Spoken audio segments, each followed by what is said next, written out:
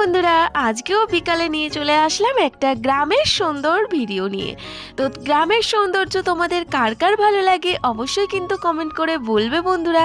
আজকে হলো আলু তোলার দিন, তাই আমরা চলে গেছিলাম জমিতে আলু তুলতে। কিন্তু তার আগে আরও কিছু সবজি নিয়ে নেব এবং তোমাদের সাথে আশেপাশের কিছু সবজি বাগান তোমাদের সাথে শেয়ার করব। সবজি জমিতে কি কি সবজি ফলায়, এখানকার মহারাষ্ট্রের মানুষরা কেমনভাবে কি হয় সেগুলোই তোমাদেরকে দেখাবো। তো চলো বন্ধুরা, আশা করছি ভিডিওটি তোমাদের খুব ভালো লাগবে, তাই অবশ্যই প্রথম থেকে শেষ পর্যন্ত আমার সাথ দেবে তোমরা এবং ভিডিওটি এনজয় করতে থাকো। আমি চলে আসলাম লাউ দেখাতে তোমাদেরকে। দেখো গাছে কত লাউ হয়ে আছে, কিন্তু সেটাও আবার বাঙির মতো লাউ। বাঙির মতো লাউ কেউ দেখেছো? মহারাষ্ট্রে কিন্তু এখানে অনেক ধরনের লাউ হয়। তো এখান থেকে দেখো 3টে লাউ ছিল, একটা লাউ আমরা নিয়ে নিচ্ছি ব্যাগের মধ্যে। আর পাশেই দেখো অনেক বাদাম চাষ করেছে। তো চলো আমি একটা বাদাম গাছ ওঠাতে পারি কিনা আর কেমন বাদাম হয়েছে তোমাদের সাথে শেয়ার করব সেটা। তো আমি কিন্তু জমিতে চলে আসলাম। এবার দেখো দেখছি যে কোন গাছটা তোলা যায়, কিন্তু আমার দ্বারা আর বাদাম তোলা হলো না। এতটাই শক্ত মাটি যে বাদাম গাছটা আমি তুলতেই পারলাম না। বাদাম গাছটা তো তুলেছি, কিন্তু বাদাম আর নিচ থেকে উঠলো না। আর ওই যে দেখো আখ গাছ আছে। বাপরে বাপ, এখানে তো আখ আছে। বর্মশাই বলছে চলো কটা আখ নিয়ে যাই। আমি বলছি না বাবা, এই বয়সে আমি এই আখ খেয়ে আমার দাঁতগুলোকে আমি নষ্ট করতে পারবো না। এই বয়সে যদি আমার দাঁত পড়ে যায়, কারণ কি এইখানের আখগুলো প্রচণ্ড শক্ত, মানে খেতে যাওয়া মানে দাঁত ভাঙা। আর এই বয়সে আমার দাঁত ভেঙে গেলে তুমি তো আমাকে তাড়িয়ে দেবে। তারপর তারপর আমার বাবা বলছে না না বাবা, তাহলে আর আখ খাওয়ার দরকার নেই। আর এই যে দেখো বন্ধুরা, এগুলো কি? এগুলো হচ্ছে জোয়ারি। মহারাষ্ট্রে কিন্তু এগুলো জোয়ারের রুটি খায়। তোমরা সবাই জানো মহারাষ্ট্রে হচ্ছে বিখ্যাত খাদ্য হচ্ছে, মানে প্রধান খাদ্য হচ্ছে জোয়ারের রুটি। তো সেটা তো দেখালাম তোমাদের। এবার চলো দেখ। ওরে বাবা, এখানে তো দেখছি অনেক মটরশুঁটি হয়ে আছে। চলো কটা মটরশুঁটির শাক তোলা যাক। তবে অনেক ফুল হয়েছে, তবে এগুলো বোধহয় আগাগুলো কেটে নিলে গাছের অনেক ক্ষতি হবে, হয়তো অনেক মটরশুঁটি হবে না। আমরা তাহলে অল্প করেই নেব। চলো কিছুটা অল্প করে শাক নেওয়া যাক। এই মটরশুঁটির শাক খেতে কিন্তু দারুণ লাগে। তবে এখানকার মানুষরা কিন্তু এই শাক খায় না, এখানকার মানুষ খায় ছোলার শাক। তো আমরা তাই এই শাকগুলোকে কিছুটা নিয়ে যাব। এখানে কিন্তু জলের খুব অসুবিধা, জানো। চাষিরা অনেক কষ্ট করে জল দেয় জমিতে। আর এক একটা জমিতে বোর লাগায়, মানে কোনো কোনো জমিতে দেখা গেল যেই জমিতে জল ওঠে না, মানে ওই যে বোর না কল বলে যেগুলো লাগায়, সেটাই যদি জল না ওঠে সেই জমিটা পুরো বাতিল হয়ে যায়। সেই জমিতে কোনো চাষ হয় না।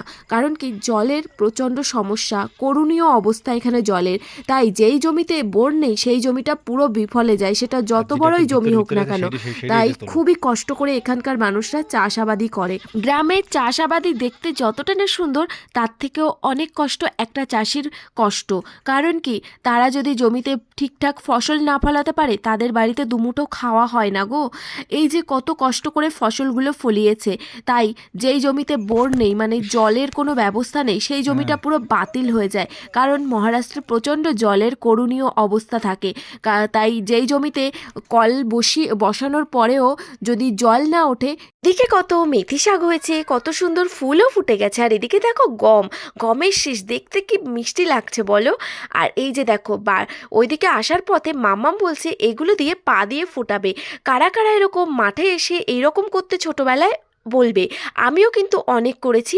মাঠে যখন যেতাম, আমারও যেহেতু গ্রামেই বাড়ি, তাই মাঠে গেলেই কিন্তু এই ফলগুলো নিয়ে পা দিয়ে ফোটাতাম। তাই জানি না মাম্মাম কোথা থেকে শিখেছে, এগুলো বোধহয় সব বাচ্চারাই এগুলো জানে।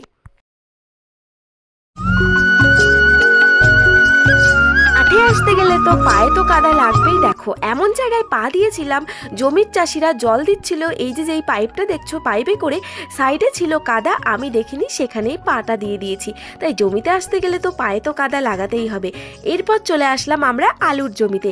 চলো আমরা কিভাবে, মানে গ্রামের লোকরা কিভাবে আলু তোলে সেটা তোমাদেরকে আজকে দেখাবো।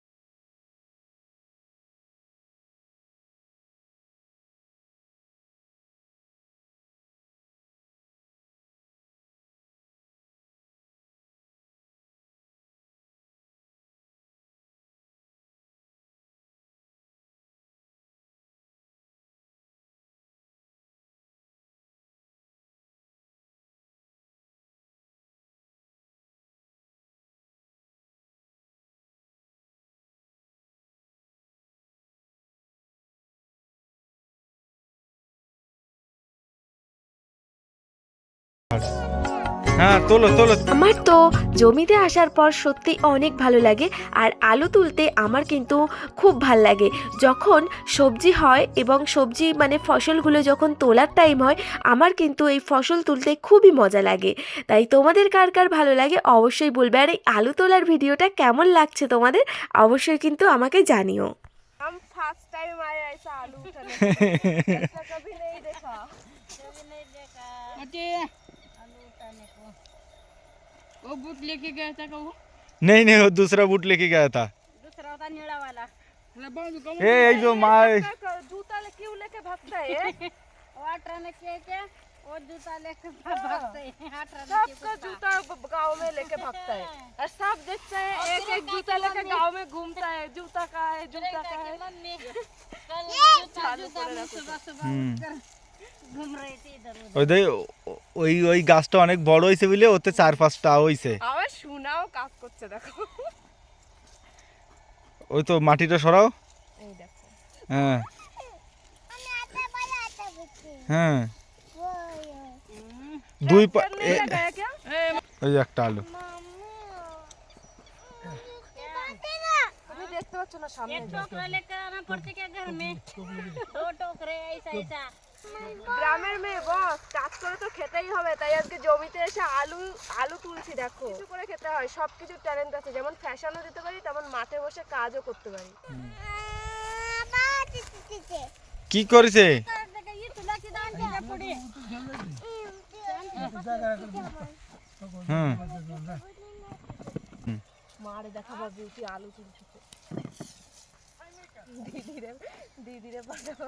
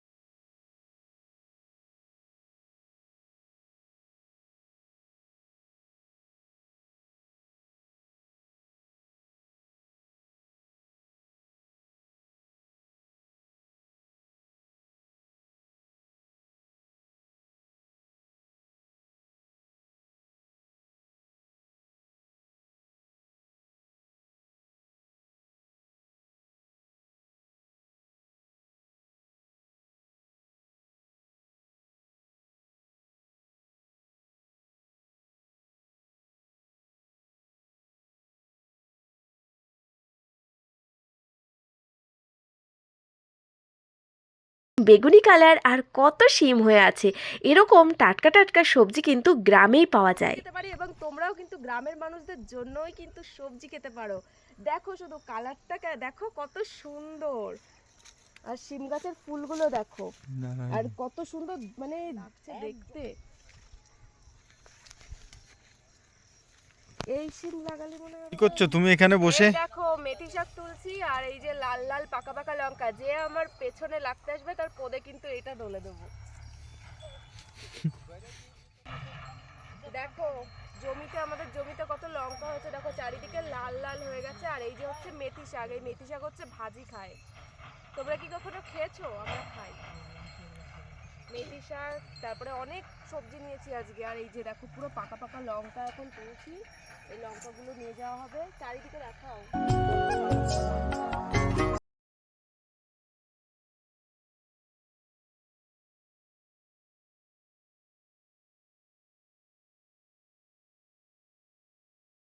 দেখতে তোমাদের কেমন লাগে কমেন্ট করতে কিন্তু একদমই ভুলবে না। তোমরা কি এমন ভিডিও দেখতে পছন্দ করো অবশ্যই কমেন্ট করে জানিও, তাহলে আরও সুন্দর সুন্দর এরকম গ্রামের ভিডিও নিয়ে আমি আসবো তোমাদের সামনে। চলো আজকের মতো বাই, তাহলে তোমরা ভালো থেকো, সুস্থ থেকো, আর যাওয়ার আগে কমেন্ট আর লাইক অ্যান্ড সাবস্ক্রাইব করতে কিন্তু ভুলো না। বাই।